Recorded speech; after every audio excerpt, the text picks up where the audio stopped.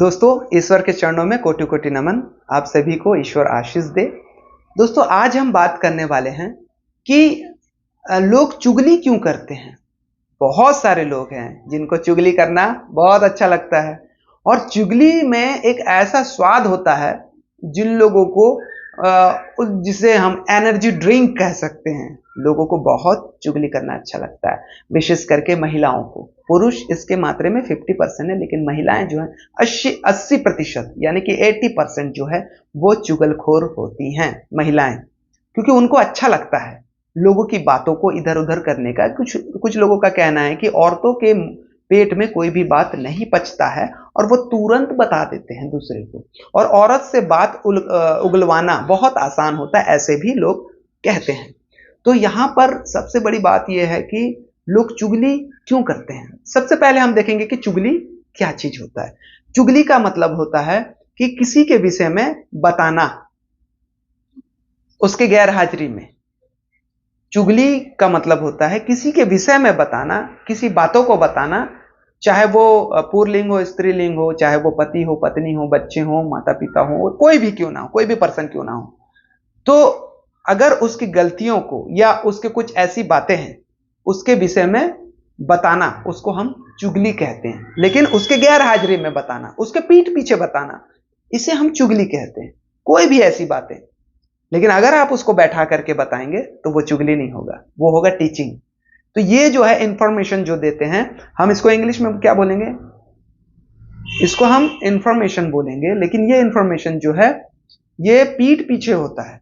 तो चुगली किसे कहते हैं? पीठ पीछे बोलने वाली बातें, उसे हम चुगली कहते हैं। चाहे वो सच हो चाहे वो गलत हो, उसे तोड़ मरोड़ करके प्रस्तुत किया जाता है और सच बोल रही हूं बोल करके लोगों को घमंड आता है, गर्व होता है। तो जब इस बात को वो समझते हैं कि हमने बहुत अच्छा काम किया है, मैंने उसकी पत्नी के बारे में बताया। अब जैसे कि मान लेते हैं, एक उदाहरण दे रहा हूं, जैसे कि किसी की पत्नी को हम देख रहे हैं कि वो कहीं जा रही है अचानक दरवाजा बंद करके, और उधर से समझ जाओ कोई व्यक्ति आ रहा है। वो व्यक्ति आ रहा है और वो देखता है कि ये तो रामू की पत्नी है। अच्छा, रामू की पत्नी है तो फिर ये कहाँ जा रही है? फलाना की पत्नी है, कहाँ जा रही है? तो अब वो उसका पीछा करने लग जाता है। वो देखता है जा करके कि किसी लड़के से मिली है ना, लड़के से मिली वो। अब वो किस कारणवश मिली और कुछ लाई कागज में ऐसे करके, वो लड़का उसको दे करके चले गया। अब यहां पे बात क्या हुआ कि रामू को यानी कि उस व्यक्ति को पता नहीं है, वो बात पता नहीं है कि रामू के पीठ पीछे क्या हुआ। लेकिन कोई दूसरा व्यक्ति उस औरत के पीठ पीछे जा करके, दूसरा व्यक्ति जो है, जो देख रहा था, वो जा करके उसको बताता है रामू को कि तेरी पत्नी जो है वो क्या करी, वो घर से बाहर निकल करके किसी लड़के से मिली। ठीक है, बस इतना ही बता देता है और मिल करके फिर वो वापस आ गई, मिलने गई थी ऐसा बोल सकते हैं। तो रामू आग बबूला हो जाएगा। अब यहां पे आग बबूला हुआ तो सच्चाई का कुछ पता नहीं है इसको। अब पूछा कि क्या रे, तू मेरे को धोखा दे रही है? वो डंडी निकाला और धोने लग गया। तू मेरे से बिना पूछे किससे मिलने गई थी, कहां गई थी तू? रंगरलिया मना रही है तू, अय्याशी कर रही है तू, उसके साथ अफेयर रख रही है, ऐसा बोलकर उसको पीटने लगा। अब वो बोल रही है मुझे माफ कर दो, मुझे माफ कर दो। लेकिन यहां पे हम क्या गलती कर रहे हैं? सबसे पहले यहां पे ये गलती कर रहे हैं कि जो व्यक्ति ने आपको आकर के खबर दिया कि आपकी पत्नी यहां गई थी या वो कर रही थी, पत्नी से हमने नहीं पूछा कि पत्नी क्या कर रही थी, मतलब क्यों गई थी या क्या। देखिए, यहां पे दो ऑप्शन है, दो कारण है चुगली को वेरीफाई करना, यानी कि जो चुगली किया गया है वो सही है कि नहीं है या गलत है कि नहीं है।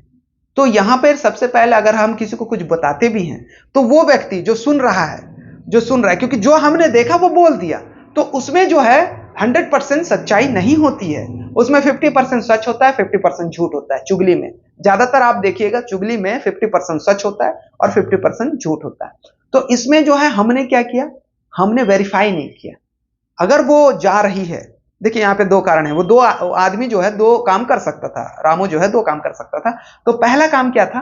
पहला काम कि मैं अपनी पत्नी को कुछ नहीं बोलूंगा और देखूंगा कि वो कहां जाती है, क्या करती है, क्या चीज लाने के लिए जाती थी, वो आदमी से कौन से लड़के से मिलने के लिए जाती थी।